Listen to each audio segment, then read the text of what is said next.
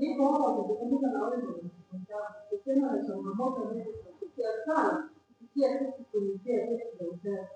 Wanawake tuna changamoto nyingi sana ambazo zinakuta kufikia kesi za uzazi. Sasa nitazungumzia leo changamoto kama chache. Changamoto ya kwanza ni miwasho kwenye. Changamoto ya pili ni maambukizi katika kibofu chako cha mkojo. Kwa lugha nyingine wanaita.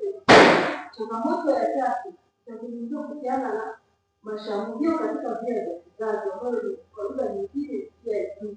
Hivi vyote ni kero sana kwa sisi wanawake. Kwanza vinachangiwa na mambo mengi, vinasababisha vitu vingi. Kujamiiana bila kushirika, kujamiiana pia kutokana na labda mwenza anaweza kawa na changamoto hiyo kwa kupiga. Vile vile changamoto ya kama inatokana pia na sisi wenyewe. Kama mtu ulivyokuwa unatumia unavaa kitu unazokauka ukipika au labda maambukizi kutokana na bakteria wa huku chini ambao huwa wamewaribu kukua. Sasa hivi vyote na PID inatokana na sisi wenyewe namna ya kuishi jinsi control. Kwa mfano kutokana na vyakula tunavyokula, wengine kwa mfano tayari maji ya kutosha, vile vile kutokana na mapungufu ambayo yako katika asili sisi wanawake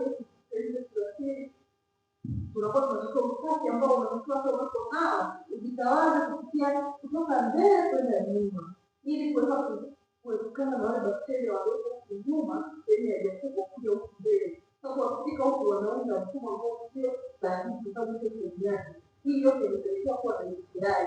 Vile vile kwa upande wa kwa tuna miwasho sehemu za siri, hii ni kwa sababu ya mfumo wetu wa sehemu zetu za siri ilivyokaa.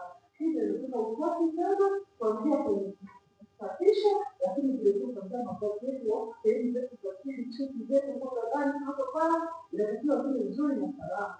Sasa basi kutokana na changamoto kama hizi na zingine nyingi changamoto za sehemu zetu za uti ambayo unapata shida yoyote mtakote kwa sababu tiba ipo na zinaisha na unakaa katika afya iliyo salama na njema, kwa sababu afya njema ni utajiri.